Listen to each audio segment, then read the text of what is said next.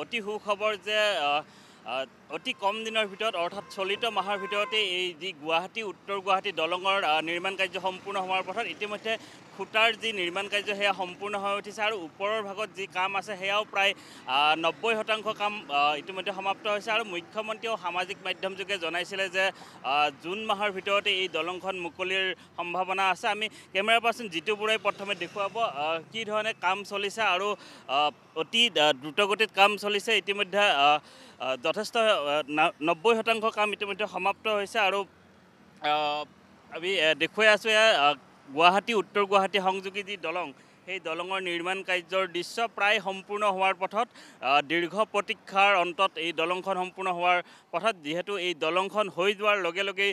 উত্তৰ গুৱাহাটীৰ লগতে যি বৃহত্তৰ উত্তৰ অসম আছে সেই উত্তৰ অসমবাসীৰ বাবে সকাহ হৈ পৰিব, কাৰণ যি এঘণ্টাৰ যি দূৰত্ব হ্ৰাস কৰিব এই দলংখন সম্পূৰ্ণ হোৱাৰ লগে লগে। আৰু যিসমূহ ছেগমেণ্টৰ কাম আছিলে সেই ছেগমেণ্টৰ ইতিমধ্যে আমি জনাইছোঁৱেই যে 401টা যি ছেগমেণ্টৰ কাম আছিলে তাৰ 360টা ইতিমধ্যে সম্পূৰ্ণ হৈছে আৰু মাত্ৰ 10% কাম বাকী আছে আৰু চলিত মাহৰ ভিতৰতেই এয়া সম্পূৰ্ণ হোৱাৰ কথা আমাক জনাইছে লোক নিৰ্মাণ বিভাগৰ ফালৰ পৰা। তেওঁলোকেও জনাইছে যিহেতু খুঁটাসমূহৰ যি কাম আছিলে সেয়া সম্পূৰ্ণৰূপে হৈ উঠিছে, ছেগমেণ্টৰ কাম হৈ উঠিছে, বাকী মাত্ৰ 10% কাম আছে আৰু সেই 10% কামো অতি কম দিনৰ ভিতৰত হয়তো হৈ উঠিব আৰু এই দলংখন হৈ যোৱাৰ লগে লগে এই তীব্ৰ যান জঁটৰ লগতে যিসকল চাকৰিয়াল আছিলে, ৰোগী আছিলে, ছাত্ৰ ছাত্ৰী আছিলে সকলোৰে বাবে সকাহ হৈ উঠিব, কাৰণ এই দলংখনৰ বাবে এঘণ্টাতকৈ অধিক সময় ভ্ৰমণ কৰি আহিবলগীয়া হৈছিলে। যিহেতু উত্তৰ গুৱাহাটীৰ ৰাইজ বা উত্তৰ অসমৰ যিসকল লোক আছে দৰং নলবাৰী যি তেজপুৰৰ পৰাও যিসকল উত্তৰ অসমৰ ৰাইজ আছে সকলোৰে বাবে সুবিধাজনক হৈ উঠিব, কাৰণ এই দলংখনৰ বাবেই হৈ নুঠা বাবেই এঘণ্টাতকৈ অধিক সময় যাতায়াত কৰি থাকিবলগীয়া হৈছিলে ৰাইজে। আৰু অতি ভাল খবৰ যে বহু প্ৰত্যাশিত খবৰ, ৰাইজে অধিক হেঁপাহেৰে ৰখি আছে আৰু এই দলংখন অতি সোনকালে সম্পূৰ্ণ হোৱাৰ পাছত আৰু দলংখন সম্পূৰ্ণ হ'লেই এখন এক দৃষ্টিনন্দন দৃশ্যও দেখিবলৈ পোৱা যাব। যি ধৰণে আমি মুম্বাইৰ বান্দ্ৰা বা ৱৰ্লীৰ চি লিংক ব্ৰিজ আছে সেই চি লিংক ব্ৰিজৰ দৰেই এইখনো আটকধুনীয়া হৈ উঠিব। ইতিমধ্যে মুখ্যমন্ত্ৰীয়েও জনাইছিলে যে এখন অতি আটকধুনীয়া দলং নিৰ্মাণ হৈ উঠিব এইখন ব্ৰহ্মপুত্ৰৰ ওপৰত, সমগ্ৰ গুৱাহাটীৰ সৌন্দৰ্য বৰ্ধন কৰিব, ৰাইজৰ সমস্যা হ্ৰাস পাব, যাতায়াতৰ সমস্যা হ্ৰাস পাব আৰু এই দলংখনৰ বাবেই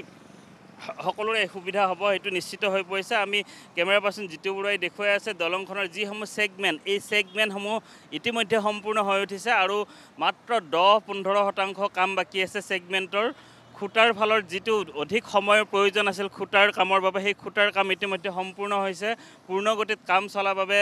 ইতিমধ্যে সম্পূৰ্ণ হৈ উঠিছে আৰু ছেগমেণ্ট আৰু যি অত্যাধুনিক কাৰিকৰী কিছু সন্নিৱিষ্ট কৰা হৈছে এই দলংখনত সেই কাৰিকৰী কামসমূহো ইতিমধ্যে প্ৰায় সম্পূৰ্ণ হোৱাৰ পথত। মাৰ্চ মাহৰ অন্তিম ভাগত অথবা জুনৰ প্ৰথম বা দ্বিতীয় সপ্তাহত দলংখন সম্পূৰ্ণৰূপে হৈ উঠাৰ আশা প্ৰকাশ কৰা হৈছে। ইতিমধ্যে লোক নিৰ্মাণ বিভাগৰ ফালৰ পৰা আমাক জনোৱা মতে আৰু বেছি সময় নালাগে, মাৰ্চ অথবা জুনৰ ভিতৰতেই সম্পূৰ্ণ হৈ উঠিব। আশা আছিলে, প্ৰত্যাশা আছিলে সেয়া দূৰ হ'ব, ৰাইজৰ যাতায়াতৰ সমস্যা দূৰ হ'ব, ৰোগীসকলৰ বাবে সুচল হ'ব এই পথ। যিহেতু উত্তৰ অসম দিশৰ পৰা অহা যিসকল ৰোগী আছে সেই ৰোগীসকলে অতি কম সময়তে গুৱাহাটীৰ বিভিন্ন চিকিৎসালয়ত চিকিৎসা কৰিব পাৰিব। এই দলংখনৰ বাবেই হাজাৰ হাজাৰ ৰাইজৰ যাতায়াতৰ বাবে সুচল হৈ উঠিব আৰু যিসমূহ ছেগমেণ্ট বা অত্যাধুনিক এতিয়া সাজ সজ্জাৰ কথা আছে সেইসমূহত কিছুদিন লাগিব যদিও দলংখন প্ৰায় সম্পূৰ্ণ হৈ উঠিছে। আমি এইটোৱেই জনাব লাগিব যে ৰাইজক গুৱাহাটী উত্তৰ গুৱাহাটী যি সংযোগী দলঙৰ নিৰ্মাণ কাৰ্য প্ৰায় সম্পূৰ্ণ হোৱাৰ পথত। ৰাইজৰ যি বহু প্ৰতীক্ষিত এই দলংখন আছিলে সেই দলংখনে ৰাইজৰ আশা প্ৰত্যাশা পূৰণ কৰিব পাৰিব আৰু অতি দৃষ্টিনন্দন যি দলং হ'ব এইখন,